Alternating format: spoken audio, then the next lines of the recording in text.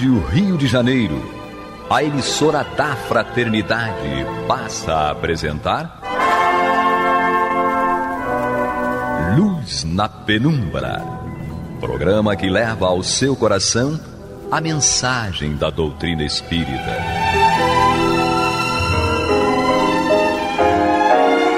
E agora, com vocês, Aloísio Guigino, Fátima Miranda e Eduardo Araújo, para o estudo da obra O que é o Espiritismo, de Allan Kardec.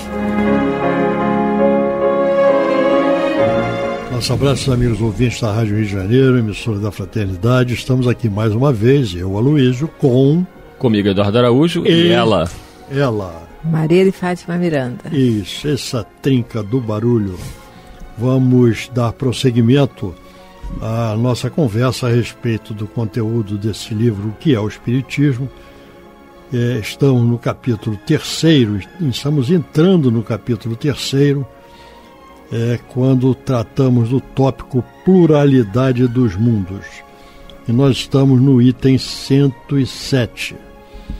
Então, nesse item 107, sobre esse tema Pluralidade dos Mundos, Kardec coloca a seguinte pergunta: admitindo-se que esses mundos sejam povoados, estarão na mesma colocação que o nosso, sob o ponto de vista intelectual e moral? Então, os outros mundos estão no mesmo patamar intelectual e moral do que a nossa Terra.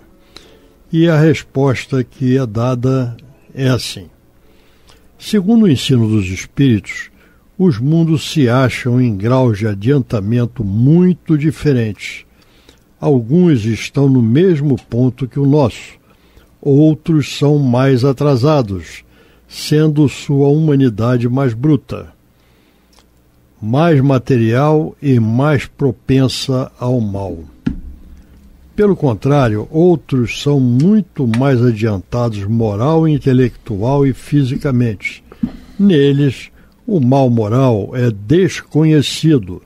As artes e as ciências já atingiram um grau de perfeição que foge à nossa apreciação. A organização física, menos material, não está sujeita aos sofrimentos, moléstias e enfermidades. Aí os homens vivem em paz, sem buscar o prejuízo uns dos outros, isento dos desgostos, cuidados, aflições e necessidades que os apoquentam na terra. Há finalmente outros ainda mais adiantados, onde o invólucro corporal quase fluídico se aproxima cada vez mais da natureza dos anjos. Mais um parágrafo que aqui já tem muita coisa para a gente comentar, né? Na série progressiva dos mundos, o nosso nem ocupa o primeiro nem o último lugar, mas é um dos mais materializados e atrasados. E tem uma série de referências, a Revista Espírita de 1858, de 1860, e o Evangelho segundo o Espiritismo, capítulo 3, que tem por título Há Muitas Moradas na Casa do Pai. Então, essa chamada aqui para essa possibilidade, conforme é desenvolvido aqui por Kardec, é muito do entendimento de todos nós. Assim como nós que aqui estamos, nós temos aqueles que são mais adiantados e aqueles que são menos adiantados. Então, na criação, tudo é nessa escala de busca da perfeição moral e do avanço intelectual. Lembrando que o avanço moral normalmente, em geral, é precedido pelo avanço, pela perfeição intelectual. Então, no Evangelho segundo o Espiritismo, nesse capítulo 3, que nós demos aqui como referência, nós vemos lá 5 categorias de mundos, e não é que existam só 5, mas ali são listadas 5 categorias, para apenas de uma forma didática nós entendermos essa progressão da evolução intelectual e moral dos mundos ou da criação, das obras da criação. E ali nós vemos que o mais inferior ou menos evoluído são chamados de mundos primitivos. Nós temos na nossa história uma ideia de como era o nosso planeta ao início. Né? Temos uma ideia. Não nos lembramos, mas estivemos por lá, talvez, certo? Mas é o primeiro degrau. O segundo degrau é aquele onde nós estamos, mundo de expiações e provas. Então, e já com uma visão, uma esperança de nós alcançarmos esses mundos que, conforme Kardec coloca aqui, já não existem tantos sofrimentos, moléstias, enfermidades, ainda existem, mas essa presença desses males é menos verificado do que nos mundos de expiações e provas. E os mundos celestes, divinos, etc., nós imaginamos como deva ser, mas nós não temos uma ideia mais concreta. Agora, existem entre cada uma dessas categorias os estágios intermediários, né? Não é um ou outro. Existe uma escala que é subdividida, é uma escada com vários degrauzinhos entre os vários patamares que nós citamos aqui. Pois é a lei do progresso, né? Para que todos consigamos chegar ao ponto idealizado por Deus, precisamos passar por essa escala evolutiva. É que nem uma escada mesmo. Em cada degrau as conquistas vão sendo feitas. Nós lembramos que a evolução moral chega um momento que ela alcança um patamar, porque não existe um espírito mais puro que outro moralmente. A evolução intelectual, essa há de seguir. É aquela situação quando Jesus fala que o Pai trabalha até hoje e eu trabalho também. O trabalho do Pai é nosso aprendizado diário, né? Então existem aqueles que lideram os sistemas solares, aqueles que lideram as galáxias, e tudo isso demanda experiência, maturidade e essa inteligência que não tem um limite para ser conquistado. A gente que vive nesse mundo aqui, né? Eu fico lendo aqui os espíritos falando que é um mundo, né, de regeneração, que nem o mundo de regeneração nem é um mundo feliz. Temos que lembrar disso, né? Mais feliz do que nós. Então, mas eles colocam, no Evangelho inclusive, eles colocam isso, que pra gente, que vive no mundo como o nosso, sim, de provas e expiações, estar no mundo de regeneração, pra gente é estar no paraíso. E olha que o mundo de regeneração ainda é uma transição, né? Porque é uma transição para um mundo verdadeiramente feliz. Mas, pelo que eles colocam pra gente, o que é possível para eles nos dizerem, com certeza, viver no mundo de regeneração é viver para nós no paraíso. Agora, eles colocam que seria uma espécie de um repouso depois da refrega, né, da luta, né, para a gente poder descansar as nossas almas. E ele coloca aqui que os homens vivem lá em paz sem buscar o prejuízo uns dos outros, né, que é o que mais me choca aqui, sim, na Terra. Me choca muito ver as pessoas... Tudo bem, quem sou eu para julgar? Porque até ontem eu estava matando, né? Em outras vidas, matando, fazendo mal às pessoas, perseguindo.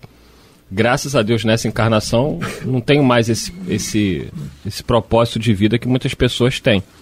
Mas aqui na Terra é espantoso ver como é que as pessoas vivem querendo causar prejuízo umas às outras.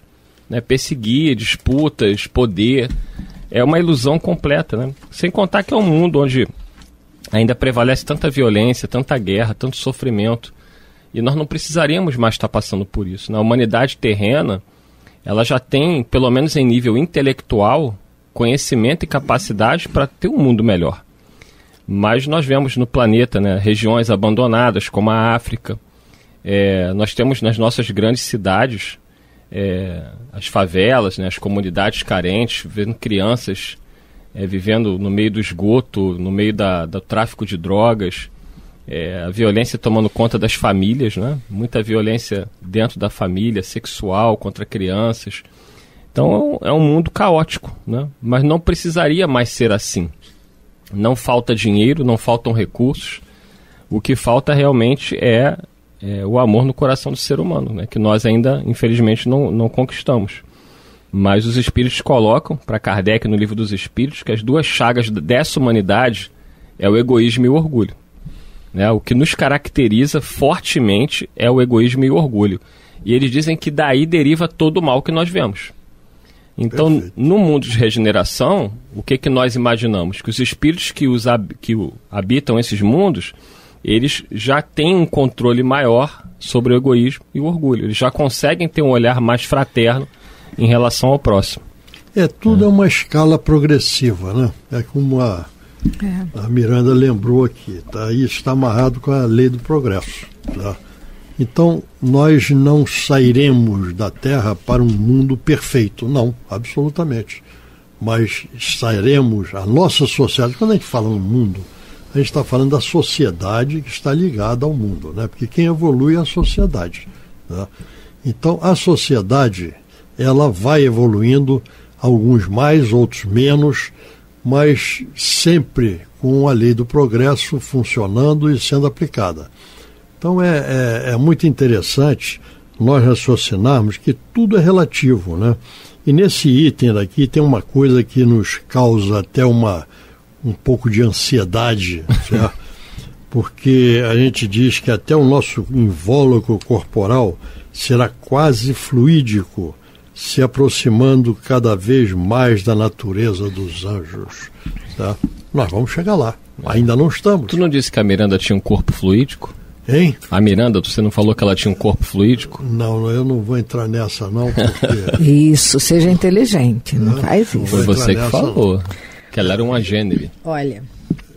Como é ser uma gênere na Terra? Olha, eu fico imaginando que nessa colocação que está sendo feita no livro, não na que você está colocando, ter um perispírito assim é como sendo, deve ser tipo uma borboleta, porque tem borboletas que são quase transparentes, não é?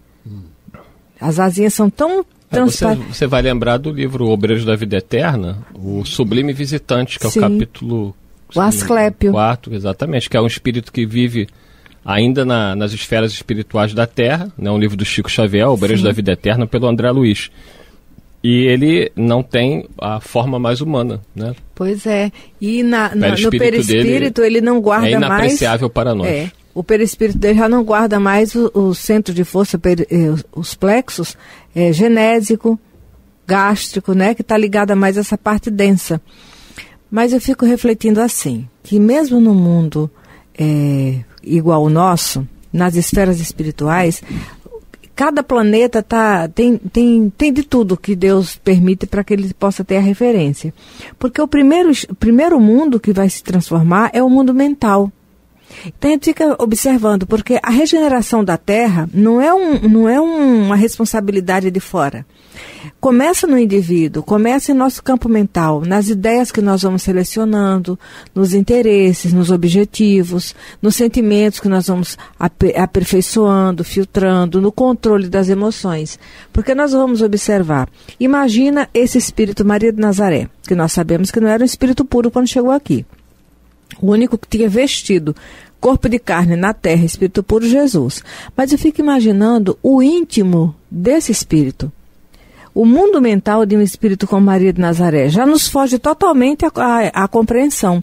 Mas é um espírito que não vivia num mundo tão lamentável quanto o nosso de fora. Porque por dentro já nutria sentimentos e tinha uma vivência emocional que nós desconhecemos, gente. Um ser que vê seu filho brutalizado e consegue se manter acima da humanidade, ela tem uma vibração mental que a gente não compreende. Eu estou falando isso por quê? Porque nós lidamos com seres mais próximos a nós. Tipo um Chico Xavier, um Dr. Bezerra, uma Madre Teresa e muitos outros anônimos nesse exato momento no anonimato dos lares, da nossa sociedade, que emocionalmente já vivem no mundo de regeneração. Porque não sentem maldade por ninguém, não têm desejo de vingança. Né? Na sociedade chama muita atenção aqueles que trazem esses desequilíbrios mentais, emocionais e espirituais. Mas existem células saudáveis em nossa sociedade, anônimas, que têm resiliência, que têm empatia, que têm sentimento nobre. Olha, eu conheço famílias assim de 10 filhos, 9 filhos, e tinha aquele ser que era incapaz de ter um olhar que ferisse o outro. E isso está dentro da nossa sociedade.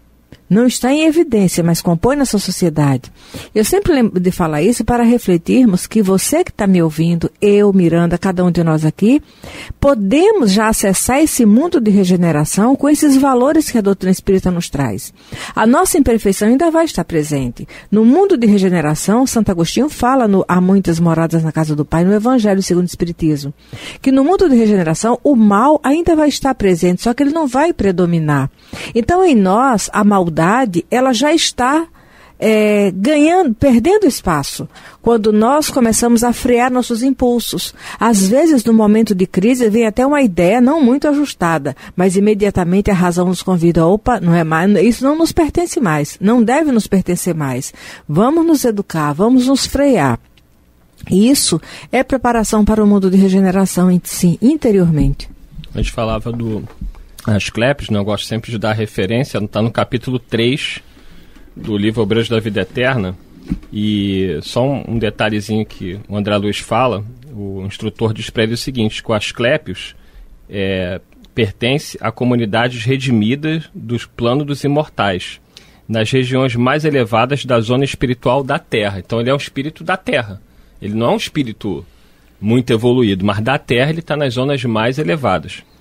Vive muito acima de nossas noções de forma, quer dizer, como nós conhecemos, né, as noções de forma perispiritual, em condições inapreciáveis à nossa atual conceituação da vida.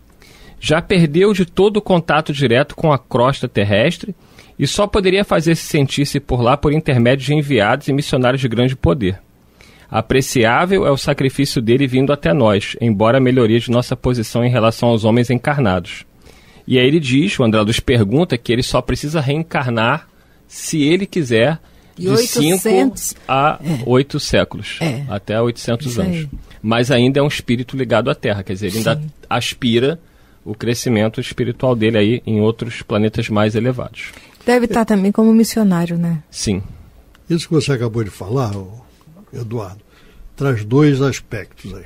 O primeiro deles é que nós já havíamos feito aqui uma colocação, que nós podemos entender que a evolução, ou melhor, os seres, no seu processo de evolução, eles vão ocupar degraus numa escada, numa faixa de evolução. Essa faixa de evolução é onde a nossa sociedade está, de expiações e provas. Ainda temos que expiar, ainda tem alguns espíritos que vêm para serem submetidos a provas que eles querem crescer mais rapidamente, mas nós vamos encontrar espíritos que estão no primeiro degrau desse lance de escadas e outros que estão no mais elevado degrau desse lance de escadas. Então, durante esse intervalo aí do primeiro para o mais elevado degrau, nós estamos nos situando aí. Então existe uma diferença, mesmo dentro desta faixa, porque nós vemos hoje em dia, no nosso planeta, nós vemos espíritos mais elevados e espíritos ainda bem inferiores, certo? Então é isso que nós temos que entender, não é o mundo que vai dar um salto para se posicionar numa situação de um mundo de regeneração. É a nossa sociedade que vai pouco a pouco crescendo, e nós vemos hoje, conforme vocês mesmos colocaram muito bem, nós temos espíritos que já estão vivenciando uma situação de mundo de regeneração. Na própria Terra. Na própria Terra. E outros que ainda se encontram muito próximos até de um mundo primitivo, certo? Então é isso que nós temos que entender. Não é todo o grupo que vai crescer de uma vez. Não, alguns vão crescer mais rápido, outros mais vagarosamente, mas todos nós vamos alcançar esse grau de paz, de harmonia, de felicidade que nós sabemos que é a nossa destinação. Kardec vai falar sobre isso no livro A Gênese, o último tópico da Gênese, quando ele fala sobre a geração nova. Vocês vão lá no livro A Gênese, pega a última coisa que tem lá, o último tópico, a geração nova. E aí ele vai dizer o seguinte, para que os homens sejam felizes na Terra, é preciso que somente a povoem espíritos bons, óbvio, né? Encarnados e desencarnados, que só se dediquem ao bem. Havendo chegado o tempo, grande emigração se verifica neste momento entre os habitantes da Terra. Então, quer dizer, na época de Kardec, já estava começando, né, o processo de transformação, né, a transição entre a provas e expiações para a regeneração. E, atualmente, isso tem se intensificado de forma muito evidenciada. E eles dizem aqui, ó, né, neste momento, entre os que habitam a Terra, os que praticam o mal pelo mal, ainda não tocados pelo sentimento do bem, os quais, já não sendo dignos do planeta transformado, serão excluídos. Quer dizer, o que aconteceu lá em Capela, que todo mundo já ouviu falar, está acontecendo aqui. Não, e ao contrário também. Como assim? Porque você tem espíritos mais evoluídos que chegam isso, e espíritos renitentes que se vão. Ele vai falar isso aqui, ó. Então ele diz que muitos que praticam o mal pelo mal, que não é o nosso caso, da maioria, né? É uma minoria que tem o prazer do mal. Mas a gente também não está tão confortável assim, não, né? Sim, a gente tem que... não vamos botar o boi na sombra, não. A gente não sabe o que é o desafio que a vida nos traz daqui a pouco. Não vamos botar o boi na sombra, não. Aí ele fala o seguinte... então eles serão excluídos, visto que, se assim não fosse, lhe ocasionariam de novo perturbação e confusão, e constituiriam um obstáculo ao progresso. Irão expiar o seu endurecimento em mundos inferiores. Aí ele diz assim, serão substituídos por espíritos melhores, que farão que reinem em seu seio a justiça, a paz e a fraternidade. No dizer dos espíritos, a Terra não deverá transformar-se por meio de um cataclismo, que aniquile de súbito uma geração. A atual geração desaparecerá gradualmente. Quer dizer, não precisa... Deus não tem pressa. Quer dizer, todo mundo aqui vai desencarnar, né? Cedo ou tarde, né? O Aloysio já está com cento e não sei quantos, mas está aqui ainda. Mas uma hora vai. E aí outros vão chegando e vai sendo feita uma substituição gradual. Quem faz o mal pelo mal não volta a reencarnar na Terra. Nós que estamos em cima do muro vamos ter que decidir para que lado a gente vai, porque senão a gente vai sair também. E aqueles que são os espíritos melhores estão vindo para poder fazer a transformação que tem que ser feita. Aí Kardec finaliza aqui dizendo o seguinte, em cada criança que nascer, em vez de um espírito atrasado e inclinado ao mal, que antes nela iria encarnar, virá um espírito mais adiantado e propenso ao bem. Trata-se, pois, muito menos de uma nova geração corpórea do que uma nova geração de espíritos. Então não percamos a esperança. Às vezes me dá um certo desânimo, né? Porque a gente olha o mundo que a gente vive, a gente fica preocupado. Mas quando a gente lê isso daqui, parece que reacende, né, a esperança. Abençoado seja o Consolador. Abençoada a doutrina espírita. Os espíritos que ainda se comprazem no mal, nós precisamos compreender que eles estão tendo a oportunidade, como nós estivemos. Porque quando nós temos esse olhar, isso acalma um pouco nossa alma e nos tornamos gratos a Deus, sabe? Porque um dia estivemos no mesmo nível de compreensão deles e nos foi dada a oportunidade de encontrar essa doutrina, encontrar o Evangelho do Cristo, que nos fez parar um pouco para refletir. E estamos em momento de profunda reflexão. A nossa vivência não está consolidada no bem.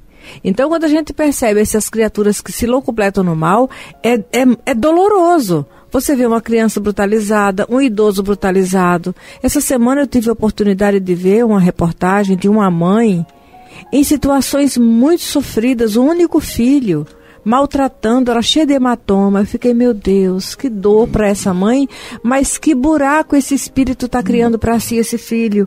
E foi recolhida no abrigo, e mesmo assim ele ia visitar, e nas visitas maltratava a mãe, terminou a mãe fazendo óbito. Aí na hora eu falei, Jesus, tem que compreender que é um espírito tão primitivo que não consegue respeitar e valorizar a mãe. Sim. Não é? Então, quando nós olhamos dessa forma, não estamos coniventes, não estamos omissos, mas estamos compreendendo. É por isso que está lá no Evangelho. O Espiritismo bem compreendido, mas acima de tudo bem sentido, nos transforma em homens de bem. E dito isso, chegamos ao final de mais um programa, desejando muita paz e, se Deus quiser, semana que vem aqui estaremos. Até lá. Ele há de querer. Você está ouvindo o programa Luz na Penumbra.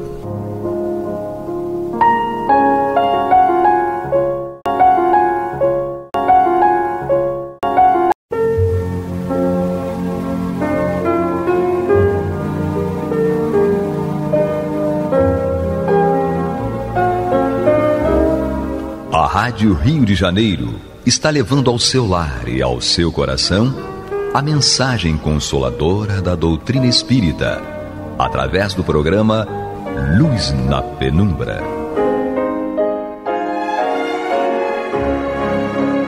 E agora com vocês, Bill Fabiano e Renato Souza, para comentar os textos da Revista Espírita de Allan Kardec no período de 1859 a 1869. Muito bem, prezados ouvintes da Rádio Rio de Janeiro, emissora da Fraternidade, estamos chegando ao programa Luz na Penumbra. Eu, Renato Souza, meu parceiro Bill Fabiano Cordeiro, do outro lado da Baía de Guanabara ainda, não é? Mas estamos juntos. Boa noite, meu parceiro, seja bem-vindo. Boa noite, meu irmão, juntos mais uma vez. Opa, a voz agora ficou impostada, né? Olha, impostei a voz para ficar parecida com o Renato Souza, né? Mas não tem jeito, não. Olha, mas ficou bacana agora ficou legal, né? Estamos aqui, programa Luz na Penumbra, Revista Espírita, ano ímpar, dezembro de 1859.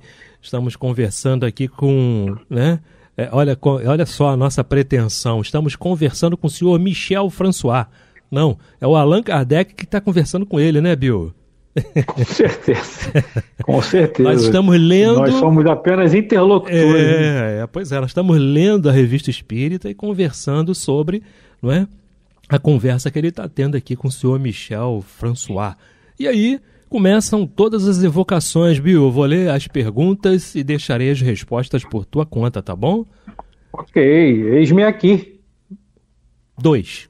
Como soubestes que desejávamos vos falar? Por que fazeis esta pergunta? Não sabes que estáis cercados de espíritos que advertem aqueles com os quais desejais falar? 3. Onde estáveis quando vos chamamos? No espaço, já que ainda estou errante. Olha aí, Bill, que a gente... Estou errante. Viu? Aquilo que a gente falou no programa passado, né? A situação Exato. Dos espíritos que estão aguardando uma oportunidade de reencarnar, não é isso? Mas olha só uma coisa interessante que eu me lembrei aqui, não é? Não significa dizer que um espírito encarnado não possa se comunicar, né, Bill? Exatamente, né? A gente tem provas o tempo todo disso, né? Exatamente. Né? Naquele lá, o Kardec nos fala a respeito dessa questão do desdobramento, emancipação da alma, não é verdade? Sim, transporte, né? E aí você, olha, não sei se o espírito está encarnado, não sabe, mas que se comunicou. E aí a comunicação entre encarnados também é perfeitamente possível, né?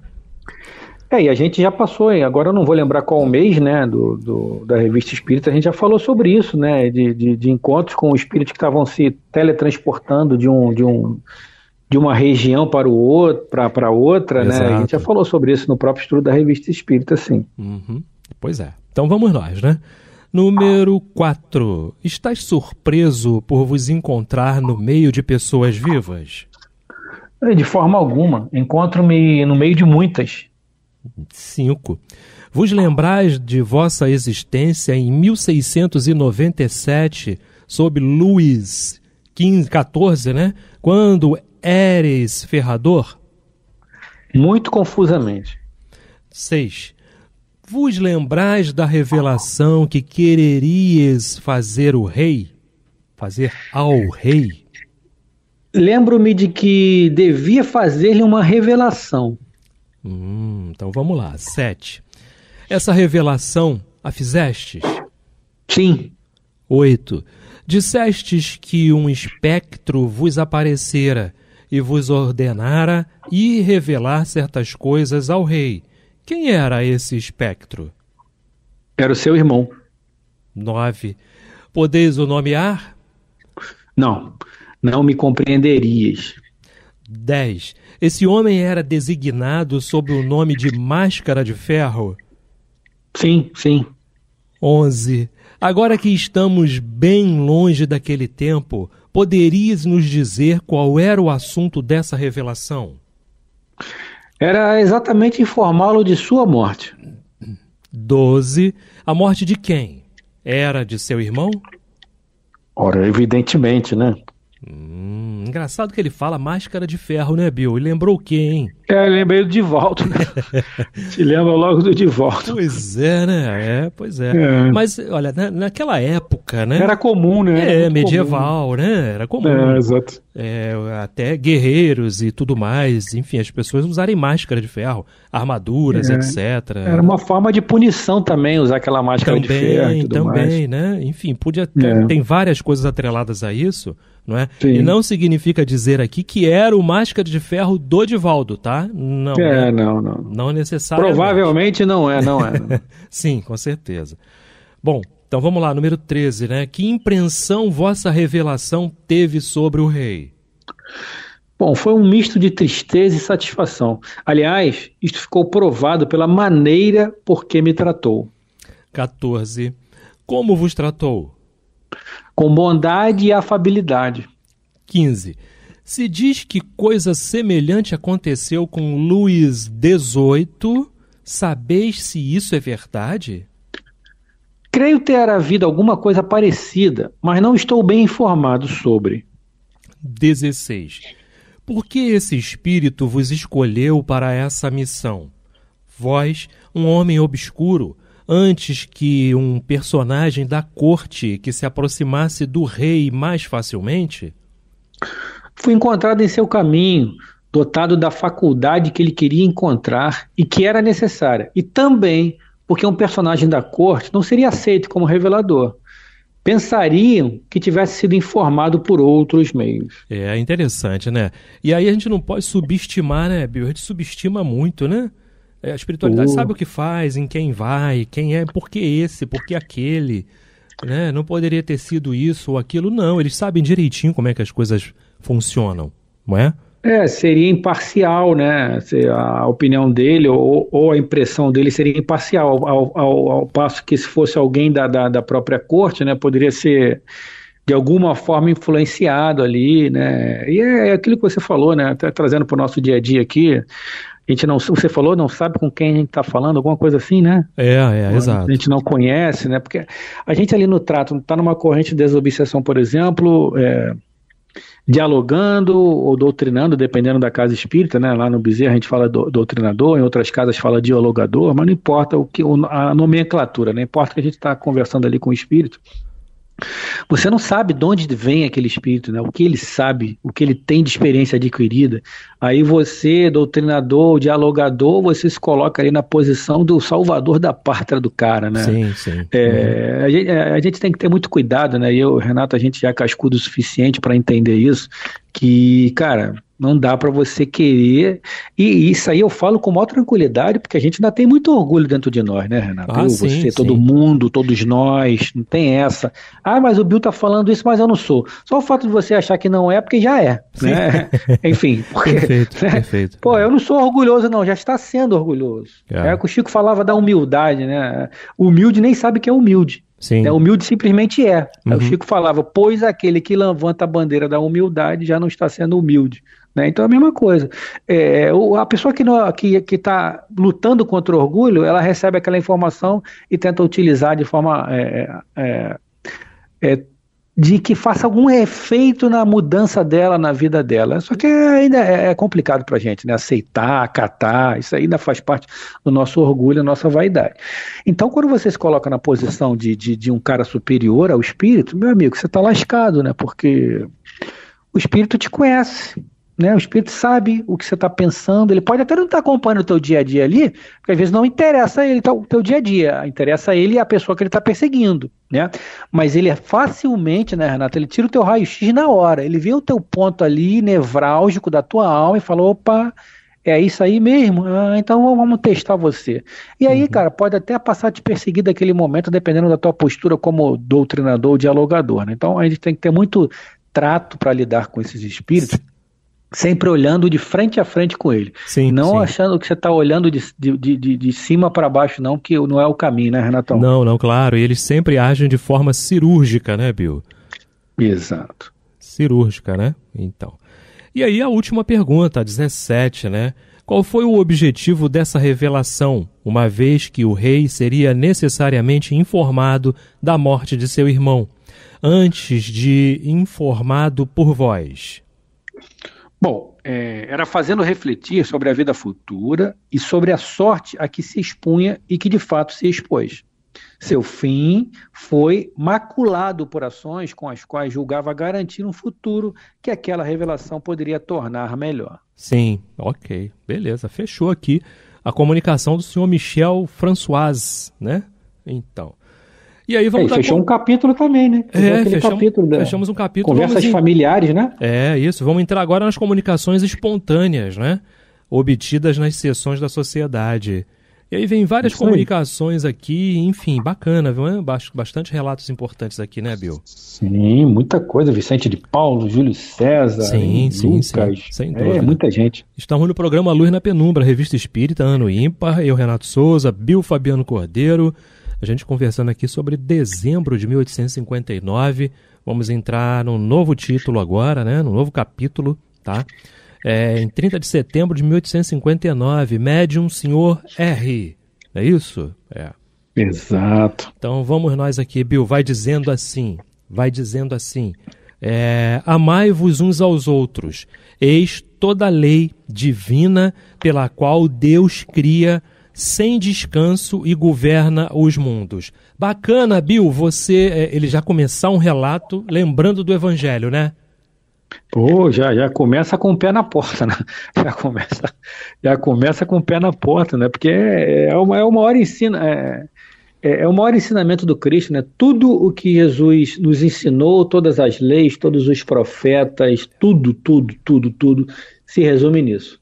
Ama teu próximo como a ti mesmo, ama a Deus. E é isso, né? Amar a Deus sobre todas as formas e ao próximo como a vós mesmos. Amai-vos uns aos outros. Meus discípulos serão reconhecidos por muitos se amarem. Sim. Tudo Jesus coloca na conta do amor, né? Em você, como os apóstolos se perguntaram, como nós nos perguntamos, o que quer dizer isso, Senhor? Como fazer isso? É muito simples. Não faça com o outro aquilo que você não quer que o outro faça com você. Não tem régua melhor, né, Renato?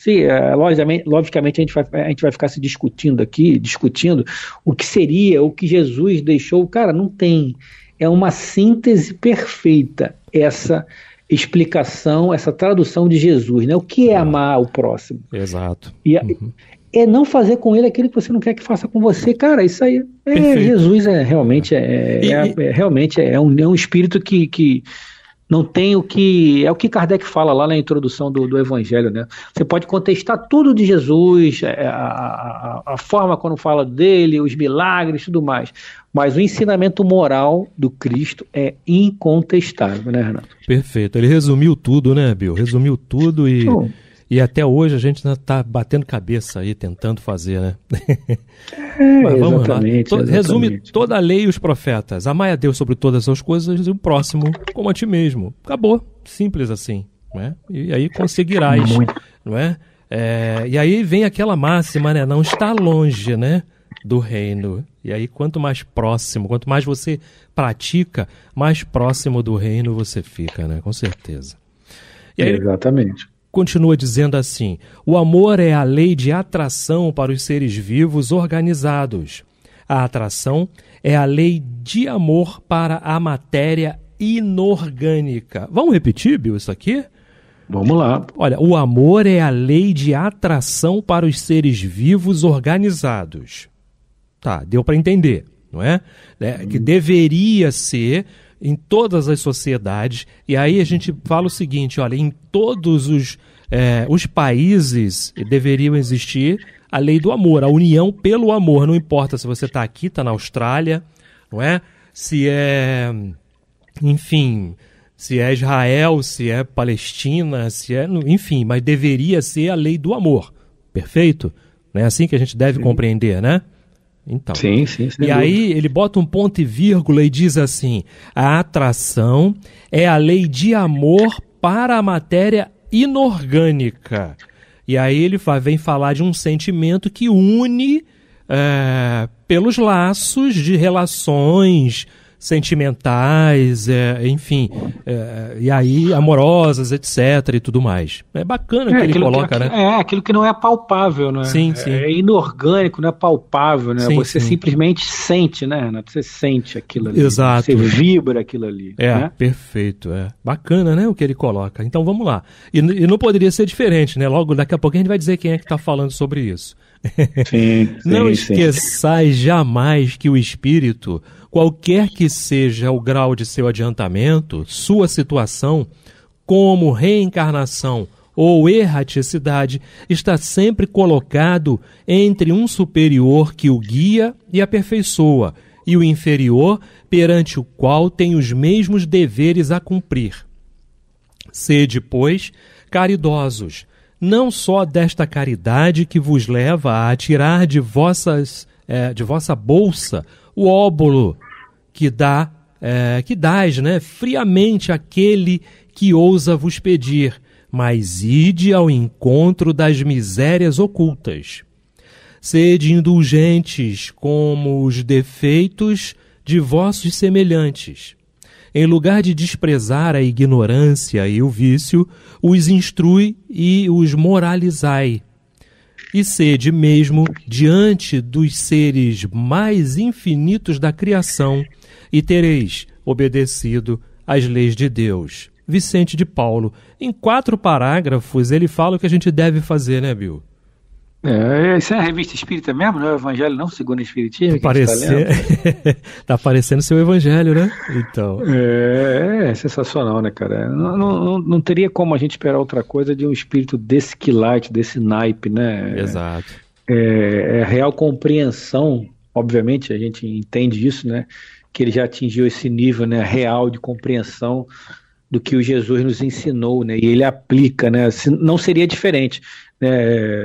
A informação que a gente tem é que todos aqueles espíritos que falam ali, que depõem, né, dão seu depoimento no Evangelho, na codificação de forma geral, mas no Evangelho, por exemplo, falou de perdão, ou está falando de paciência, todos aqueles espíritos falam aquilo ali porque alcançaram, conquistaram tudo aquilo que eles estão falando. E não seria diferente, né, Renato? É igual aquela brincadeira que eu faço sempre, né? Vamos pegar os temas todinho aqui do Evangelho, tá lá eu, Renato, Cris, Eduardo, Miranda, vamos participar da codificação. Aí tem esses temas aqui, aí vamos botar aí, presidente Vitorino, joga pro alto aí os temas, quem pegar, fala o que você pegar aí no papel. Não é assim, né? Joguei pro alto, peguei um tema, vou falar sobre isso. Não. Aqueles espíritos foram escolhidos a falar de determinado tema porque eles alcançaram aquilo ali, ou seja, eles têm propriedade para falar de uma coisa que eles conquistaram. Sim. Né? Ninguém vai falar, né, Renato, em uma codificação, um consolador prometido de uma coisa que ele não tem propriedade. Não seria... enfim, seria totalmente incoerente por parte do Cristo, né, Renato? Com certeza, tem que ter coerência, não é? Com quem é e quem fala, e do que vai falar, não é verdade? Não é? Por enquanto, e aí tem aquela história, né? A gente é papagaio, né, Bill? Por enquanto a gente está repetindo, né? Nós somos papagaios, mas eles não. Eles não, né? Eles já chegaram lá, eles já alcançaram e podem falar com propriedade daquilo que conquistaram, que é a verdade, não é? Sem dúvida, tá? Vale só destacar aí quando a gente fala que a gente é papagaio, porque nós somos papagaios conscientes, tá, galera? Exato, perfeito. A gente, principalmente voltando a falar da nossa realidade, dando uma comunicação com os espíritos ali e tal, é até uma recomendação que eu fazia, né, e enfim, faço na educação mediúnica, é você nunca se portar e falar para o espírito aquilo que você não faz. Exato. Senão ele vai te cobrar na hora, ele vai te cobrar na frente de todo mundo e você vai passar vergonha. Então, porque você tem que perdoar. Eu, por exemplo, eu tenho muito problema com a minha filha de relacionamento. Adolescente, é só falar isso, ela é adolescente, já diz tudo, né, Renato? Sim, já diz tudo, já resume todas as leis dos profetas, se resume nisso. Você tem uma filha adolescente, pronto, tá tudo resumido ali. Exato. Tem muitos problemas com ela, porque eu tenho uma criação de uma geração diferente, ela é a geração 2000, que é uma geração muito pipa voada pro meu gosto, muito desrespeitosa. Então eu nunca vou falar pro espírito assim, você tem que ter uma boa relação com o seu filho. Cara, eu falei, e você tem com a sua? Pois é. Então você tem que ter muito cuidado para falar com o espírito, sobretudo aquilo que você não fala. Se você não fala, meu irmão, eu te entendo, eu também não consigo, mas eu estou querendo mudar. Essa é a postura, né, Renato? Exato. Eu também não faço, mas eu sei que eu preciso fazer, e você sabe que eu tento. É isso aí, pronto. Aí você mata o espírito ali. Pô, mas o cara não faz, que ele não faz também, mas ele tá querendo mudar. Eu sei que ele quer mudar, né, Renato? Perfeito, viu? Você falou tudo. A palavrinha-chave olha, até ontem eu não queria, agora eu quero. Então eu posso falar. Pô. Então eu posso falar, porque eu tô tentando fazer, não é? Eu tô tentando fazer. E aí essa é a grande diferença.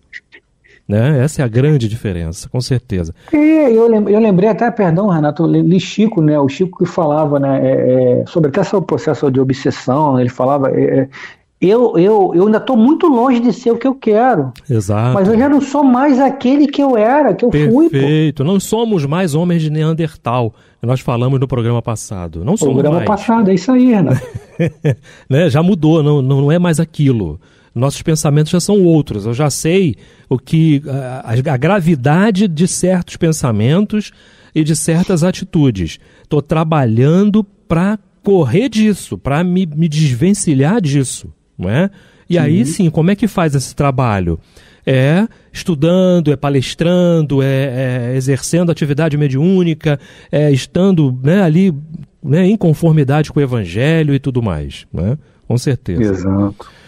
Bill, tem uma nota, dá tempo de ler essa nota, né, antes da gente terminar, tá? Que diz assim: dá tempo. Os espíritos considerados pelos homens como santos não tomam geralmente essa qualidade. Assim, São Vicente de Paulo assina simplesmente Vicente de Paulo. St. Louis assina Luís, e aqueles, ao contrário, que usurpam nomes e qualidades que não lhes pertencem, comumente ostentam seus falsos títulos, crendo, sem dúvida, com isso se impor mais facilmente. Mas essa máscara não pode enganar a quem se dê ao trabalho de lhes estudar a linguagem. A dos espíritos realmente superiores tem uma marca com a qual não se pode equivocar. Bacana, né, Bill? Ele fala que, olha, não existe dúvida, não existe... será que é? Não tem, né? Não tem como. Tem a marca, tem a chancela, né, Bill? E aí a gente leva para o espírito de verdade, né? Que é o próprio Cristo se manifestando na doutrina. E aí as pessoas perguntam, nós estávamos num programa Consolação de Jesus, certa vez, não é? Há uns 2 meses atrás, e aí algumas pessoas perguntaram, mas por que ele não assinou Jesus Cristo de Nazaré? Para quê? Não é? Para quê? Aquela encarnação pela qual ele se chamou Jesus, foi só o nome dele. Jesus foi o nome. Foi o nome. Né? E aí ele estaria, né, falando de coisas que, de repente, não fez. Tá? E aí, quando ele chama Levi, por exemplo, e muda o nome do Levi para Mateus, tantos e tantos outros tiveram seus nomes modificados, alterados. Porque o que importa é o hoje. E aí ele vai e coloca lá, olha, o Espírito de verdade. Pronto, para que mais?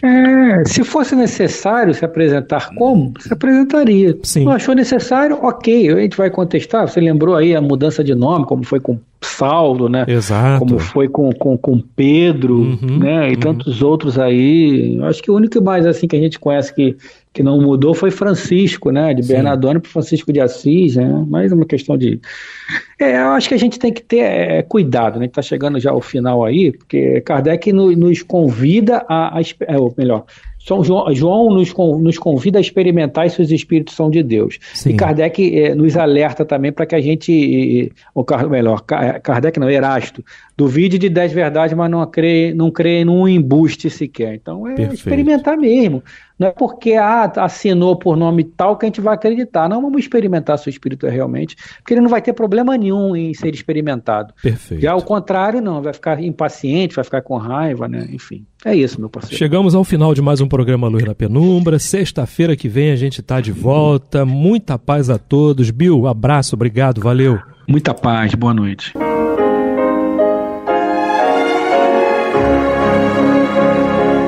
E vamos ouvir agora a prece de encerramento de nosso programa, na voz de Geraldo de Aquino. Jesus, dá-nos coragem para a luta, piedade para os insultos e misericórdia para as injustiças e ingratidões. Limpa nossa alma de inveja e ambições mesquinhas, de ódio e de vingança o nosso caminho. E que dentro em pouco, ao recolher-nos de novo ao calor do nosso leito, para que o sono nos dê a paz e o esquecimento das tristezas humanas, possamos sentir, Senhor, no mais íntimo de nosso ser, a doçura indefinível do Teu amor e a grandeza incomparável da Tua divina presença. Que assim seja.